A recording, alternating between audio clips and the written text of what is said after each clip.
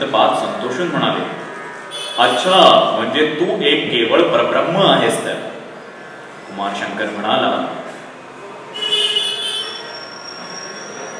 न चैकं तदन्यद्वितीयं कुतस्य न केवलत्वं न चाकेवलत्वं न शून्यं न चाशून्यमद्वैततत्त्वात् कथं सर्ववेदान्तसिद्धं ब्रवीमि. जे अद्वैत स्वरूप वेदांताद्वारे सांगितलं गेलं आहे त्याचा तो अनुभव घेण्यासाठी मी आपल्या चरणांशी आलो आहे. गुरुदेव, मला आपला शिष्य म्हणून स्वीकारण्याची कृपा करावी. गुरु गोविंद यतींचे हृदय आनंदाने भरून आले. आपल्या आसनावरून ते उठले. कुमार शंकर त्यांच्या पायाशी लागले. त्याच्या नेत्रजलाने गुरुपादुकांना अभिषेक होऊ लागला. अनंत संसार समुद्रतार नौकायिताभ्या गुरुभक्तिदाभ्या वैराग्यसाभ्या जगत्पूजनाभ्या नमो नमः श्री गुरुपादुकाभ्या शमादिषट्क प्रदवैभवाभ्या समाधिदान व्रतदीक्षिताभ्या रमाधवारी स्थिरभक्तिदाभ्या नमो नमः श्री गुरुपादुकाभ्या नमो नमः श्री गुरुपादुकाभ्या. कुमार शंकराच्या गुरुभक्तीने गोविंद यती देखील गतीवरून गेले होते. त्यांनी शंकराला खांद्याला स्पर्श करून उठवले आणि अत्यंत प्रेमभराने आलिंगन दिले. असामान्य गुरुशिष्यांची हृदयस्पर्शी भेट झाली. गुरूंनी जाणले, हा कुमार असामान्य आहे. हा पूर्वसंचिताचा बहुमोल साठा घेऊन जन्माला आला आहे. तीक्ष्ण बुद्धिमत्तेने याने सर्व ग्रंथातील ज्ञान मिळवले आहे. अद्वैताचा अनुभव तर याच्या नसानसातून वाहतो आहे. संन्यास दीक्षा आणि गुरु अनुग्रह हा केवळ उपचार आहे. याला अनुग्रह देऊन मी परंपरेने चालत आलेल्या गुरुऋणातून मुक्त होईल. गोविंद यतींच्या आश्रमात कुमार शंकराचा अभ्यास सुरू झाला. 3 महिन्यातच गुरु प्रसन्न झाले. गुरूंनी शंकराला विधिपूर्वक संन्यास दीक्षा दिली. नारायणापासून प्रवाहित झालेल्या दैदिप्यमान गुरु परंपरेत कुमार शंकराचा प्रवेश झाला होता. नारायणं पद्मभवं वसिष्ठं शक्तिं च तत्पुत्र पराशरं च व्यासं शुकं गौडपदं महान्तं गोविन्द योगीन्द्रमथास्य शिष्यम्. पहिल्या वर्षी शिष्य शंकराने संपूर्ण हठयोग आत्मसात केला. दुसऱ्या वर्षात त्याने राजयोगात प्रावीण्य मिळवले. तिसऱ्या वर्षात त्याने ज्ञानयोगाचे अध्ययन केले. साधक शंकर गुरुसेवेत मग्न राहू लागला. ध्यान करता करता त्याची सहज समाधी राहू लागली. मुमुक्ष शंकराने पहिल्या भेटीत शिवोहम शिवोहमचा घोष करत गुरूंना कथम सर्व वेदांतम सिद्धम ब्रवीमि असा प्रश्न केला होता. त्याचे समर्पक उत्तर देत गुरूंनी त्याला महावाक्यांचा उपदेश केला. ब्रह्मास्मि तत्त्वमसि प्रज्ञानं ब्रह्म अयमात्मा ब्रह्म.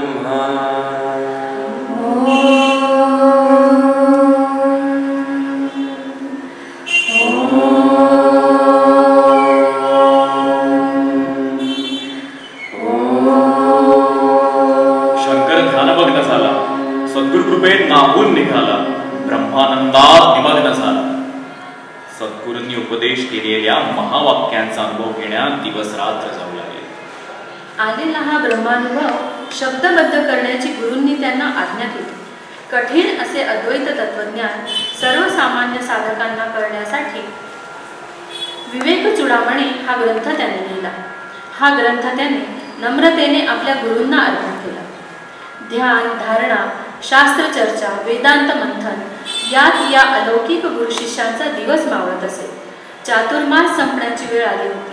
पण पावसाळा काही संपण्याचं नाव घेत नव्हतं. अशाच एका मुसळधार पावसाच्या दिवशी त्या पवित्र गुहेत गुरु गोविंद यती आणि शिष्य शंकर असंप्रज्ञात समाधी सुखात आत्ममग्न होते.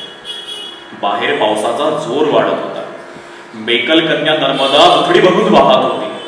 आज तिच्या रौद्र रूपाने सारे भयचकित झाले होते. नर्मदेचे पाणी हळूहळू वाढू लागले. आश्रम जलमग्न झाला. शंकराची समाधी उतरली. तोच त्याच्या कानावर कल्लोळ पडला. पुराचे पाणी आता गुहेपर्यंत येऊ लागले होते. गुरुदेव मात्र समाधीत लीन होते. शंकर चटकन उठला. गुहेबाहेर आला. तिथली एक विशाळ शिळा त्याने गुहेच्या दारावर बसवली. तिला पाठ लावून तो उभा राहिला. पाणी वाढत होतं. त्या प्रचंड आवेगाने भल्या भल्यांची गाळ उडाली होती. पण शंकर मात्र स्मितवदनाने नर्मदेची स्तुती गाऊ लागला.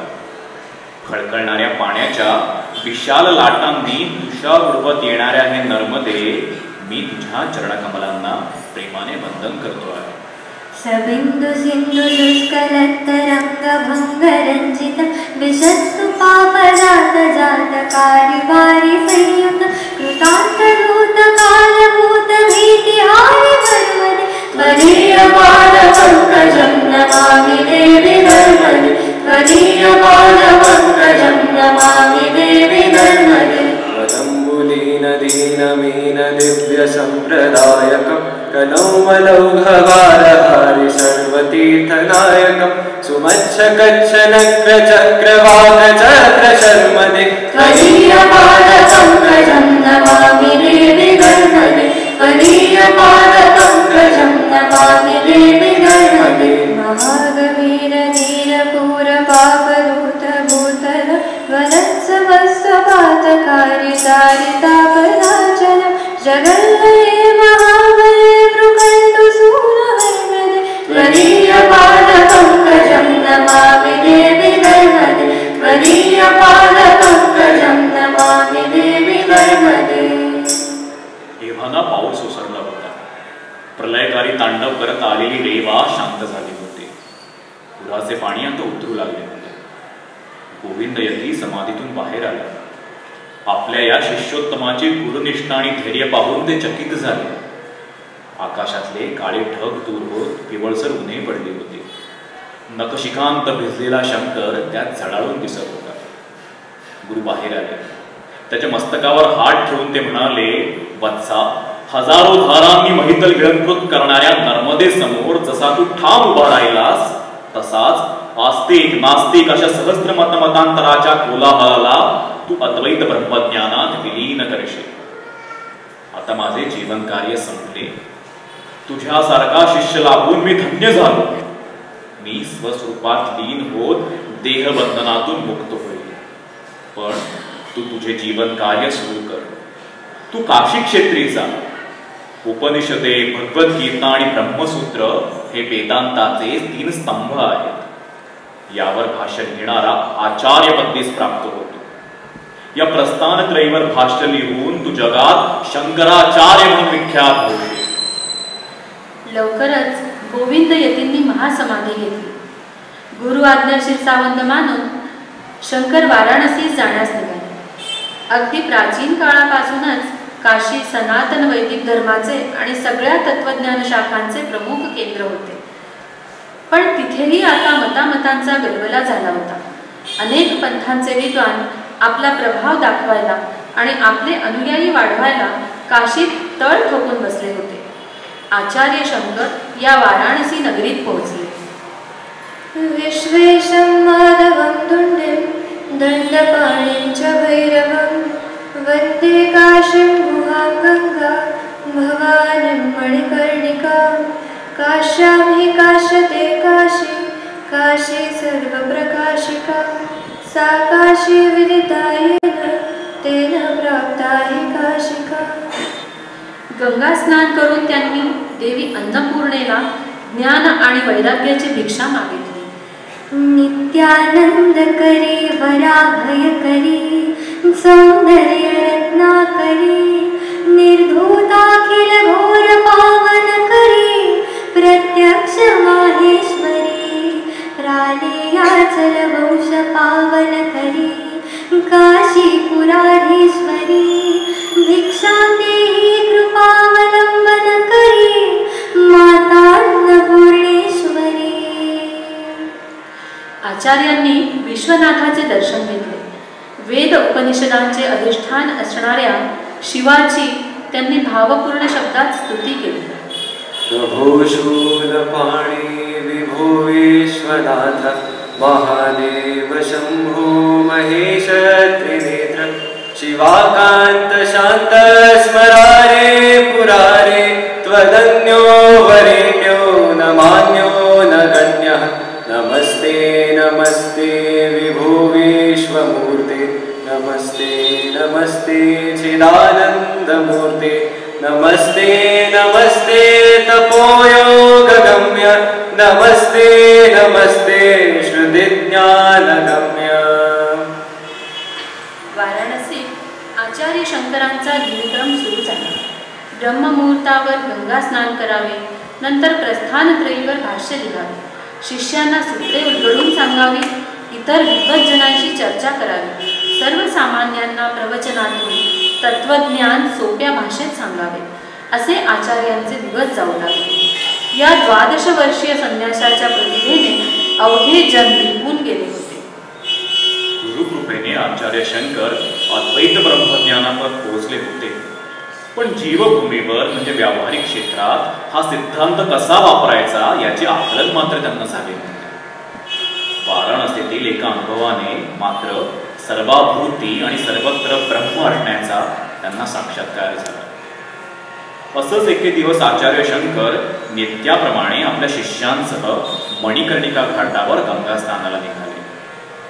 समोरून एक अकडबंब देह असलेला चांडाळ आपल्या 4 पुत्र्यांना घेऊन येत होता.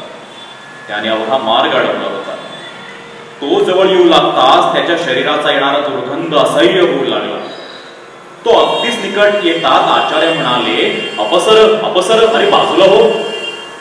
हे ऐकून बिकट हास्य करत तो चांडाळ म्हणाला, अन्नमया दन्नमयम् अथवा चैतन्यमेव चैतन्यात् यतिवर दूरीकर्तुं वाञ्छसि किं ब्रूहि गच्छ गच्छति. तुम्ही नक्की कोणाला बाजूला व्हायला सांगता आहात आचार्य? आत्म्याला की देहाला? आत्मा तर सर्वव्यापी चैतन्य स्वरूप आहे, तो कशातून बाजूला होईल? आणि देहाविषयी म्हणाल तर तो जड आहे, निष्क्रिय आहे, तो स्वतःहून कसा बाजूला होईल?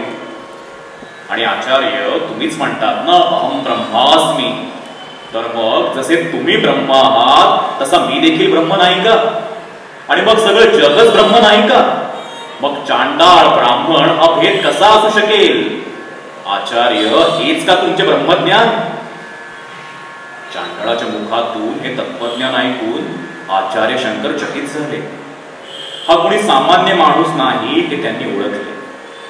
हात जोडून अश्रुपूर्ण नयनाने नमस्कार करायला त्यांनी मान झुकवली आणि ते म्हणाले, मुंगीपासून तर ब्रह्मदेवापर्यंत सर्वात व्यापून असणाऱ्या ब्रह्मतत्वाचा मला साक्षात्कार करून देणारा हा ब्राह्मण असो की चांडाळ, तो माझा गुरु व्हावा ही माझी मनीषा आहे. जाग्रत स्वप्न सुषुप्तिषु स्फुटतरा या संविदुजृंभते या ब्रह्मादिपिपीलिकान्ततनुषु प्रोता जगत्साक्षिणी सैवाहं न च दृश्यवस्त्विति दृढ प्रज्ञापि यस्यास्ति चेत् चाण्डालोऽस्तु सतु द्विजोऽस्तु गुरुरित्येषा मनीषा मम. अश्रुपूर्ण नयनांनी आचार्य शंकरांनी डोळे उघडले. तोच त्या चांडाळाच्या जागी 4 वेदांना घेऊन साक्षात शिव उभे असण्याचा त्यांना भास झाला. ज्या ब्रह्मतत्वाचा साक्षात्कार त्यांना स्वतःच झाला होता तेच ब्रह्मतत्व त्यांना सृष्टीत सर्वत्र दिसू लागले. गुरुकृपेने अहम ब्रह्मास्मी हा अनुभव तर आला होताच, पण आता सर्व ब्रह्ममयम जगत ही दृष्टी त्यांना लाभली. अशा भावविभोर अवस्थेत आचार्य शंकर कितीतरी वेळ तिथे उभे होते. ते भानावर आले तेव्हा मणिकर्णिका घाटावर नवीन पहाट उजाडली होती आणि त्यांच्या जीवनातही. 4 वर्षांच्या काशी वास्तव्यात त्यांना अनेक शिष्य मिळाले.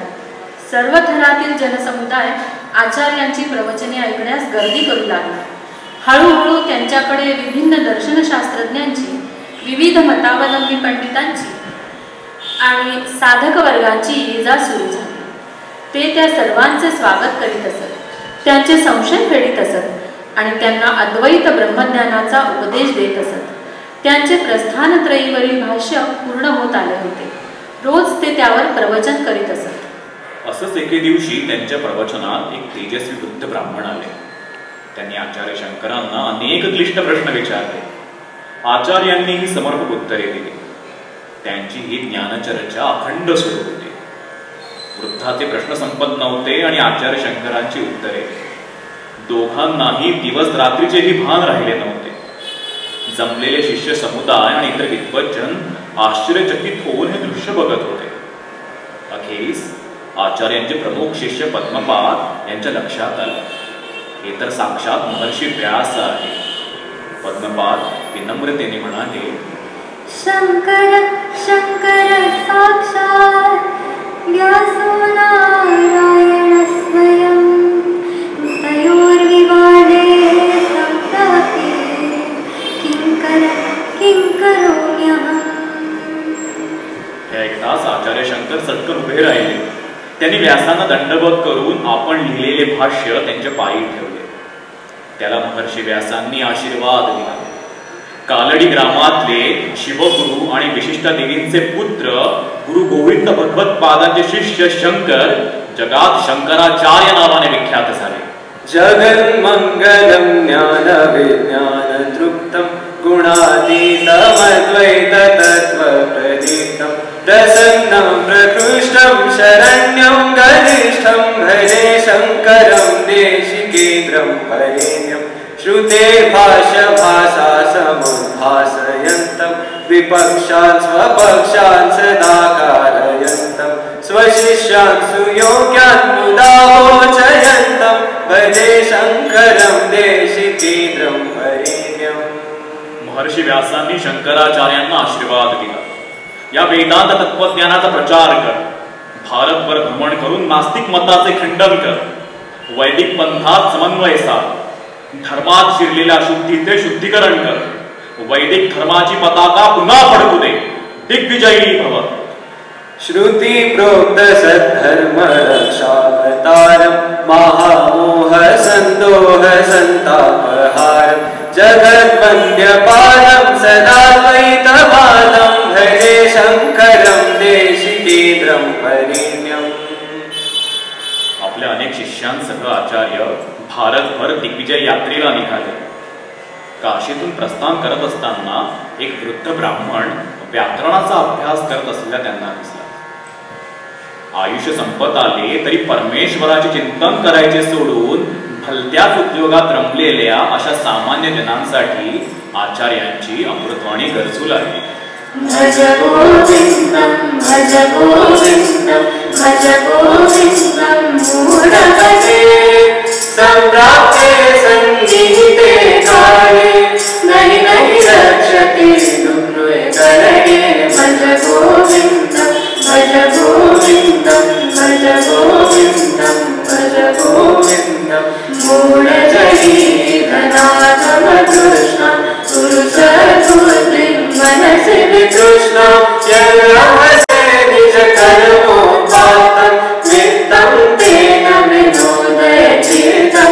भज गोविंदं भज गोविंदं भज गोविंदं भज गोविंदं. भज गोविंदमच्या गजरात आचार्यांची दिग्विजय यात्रा सुरू झाली. मार्गात येणाऱ्या गावागावात प्रबोधन करत आचार्य निघाले. सर्वसामान्यांना ते सोपा भक्ती मार्ग दाखवित होते. विद्वानांना अद्वैत सिद्धांत पटवून देत होते. वैदिकांना ब्रह्मसूत्राच्या भाष्याने प्रभावित करून परमार्थी बनवत होते. विनयामिन्यौ सायं प्रातः शिशिरवसन्तौ पुनरारात क्रीडति गच्छतायुस्तदपि न मुञ्चति आशावायु. भज गोविंदं भज गोविंदं संप्राप्ते सन्निहिते काले नहि नहि रक्षते दुःखकरणे भज गोविन्दं भज गोविन्दं भज गोविन्दं भज गोविन्दं. मजल दरमजल करत आचार्य हिमालयात आले.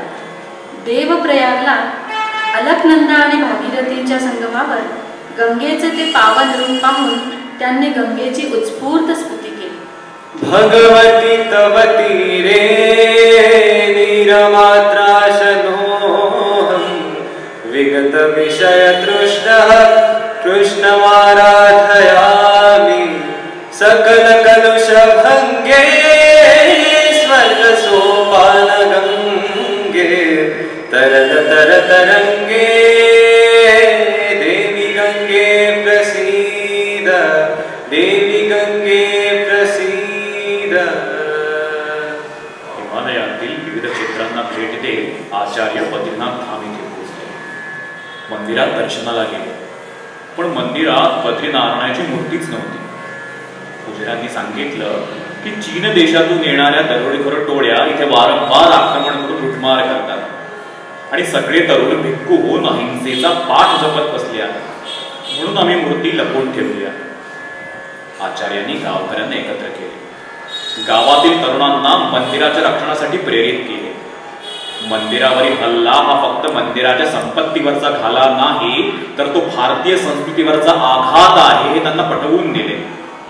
बद्रीनाथ नारायणाची पुनःस्थापना केली. अनेक वर्षांनी गाभाऱ्यात विराजमान नारायणाकडे पाहताना आचार्यांची भावसमाधी लागली. त्यांच्या अमृतवाणीतून षटपदी बाहेर पडली. अविनयमपनय विष्णो दमय मनःशमय विषय मृगतृष्णा भूतदया विस्तारय तारय संसार सागरतः दिव्यधुनी मकरन्दे परिमल परिभोग सच्चिदानन्दे श्रीमति पदारविन्दे भवभयते दच्छिदे वन्दे दामोदर गुणमन्दिर सुन्दर वरनारविन्द गोविन्द भवजलधि मथन मन्दरा परमन्दरमपनय त्वं मे नारायण करुणामय शरणं करवाणि तावकौ चरणौ इति षट्पदी मदीये वदन सरोजे सदा वसतु. आचार्य जिथे जात तिथल्या उद्ध्वस्त मंदिरांचा जीर्णोद्धार करीत असत. तिथल्या उपासना पद्धती आणि आचार धर्माची आखणी करून देत असत. आचार्य प्रयाग क्षेत्री आले. इथे आचार्य आणि कुमारी भट्ट यांची भेट झाली. कुमारी भट्टांनी मोठ्या प्रयत्नाने नास्तिक मताचे खंडन करून वैदिक धर्माची स्थापना केली होती. त्यांच्या सूचनेनुसार आचार्यांनी महिष्मती इथे जात कुमारी भट्टांचे शिष्य श्रेष्ठ मीमांसक मंडन मिश्र यांची भेट घेतली. दोघात शास्त्रवाद झाला. या वादसभेमध्ये अध्यक्षतेचे कार्य मंडन मिश्रांच्या पत्नीने देवी भारतीने केले. यामध्ये आचार्यांनी मिश्रांसह त्यांच्या पत्नीलाही पराभूत केले. मंडन मिश्रांनी आचार्यांचे शिष्यत्व पत्करले. माहिष्मतीहून निघाल्यानंतर आचार्य आपल्या शिष्यांसह महाराष्ट्रीय भूमीत प्रवेश करते झाले. त्यांनी अनेक तीर्थस्थानांचे दर्शन घेतले. त्यांनी अनेक देव मंदिरांचा जीर्णोद्धार करून त्यात पूजा पाठादित्यांची नीट व्यवस्था लावली. त्यानंतर ब्रह्मगिरी पर्वतावर गोदावरीच्या उगमस्थानी जात कुशावर्तात स्नान केले. भगवंत त्र्यंबकेश्वराचे दर्शन घेतले. गयदानगण्डं मिलभृङ्गषण्डं जलच्चारुषण्डं जगत्प्राणशून्यं कदन्तकाण्डं विपद्भङ्गचण्डं शिवप्रेमपिण्डं भजे वक्रतुण्डं विरूपाक्ष विश्वेश विश्वादिदेवत्रये मूलशम्भो शिवत्रम्बकत्वं प्रसीद स्मरत्राहि पश्चावमुक्ते क्षमा प्राप्नुहि द्रक्षमा द्रक्षमोदात्.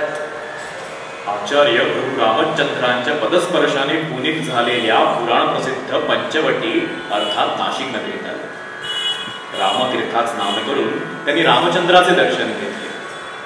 रामरायाचे ते सावळे रूप पाहून आचार्य म्हणाले, हे सीतापते, राक्षसांच्या अत्याचाराने त्रिकंटक फुलवली जाणारी ही भूमी तुम्ही दानवांचा संहार करून जनस्थान बनवली आहे.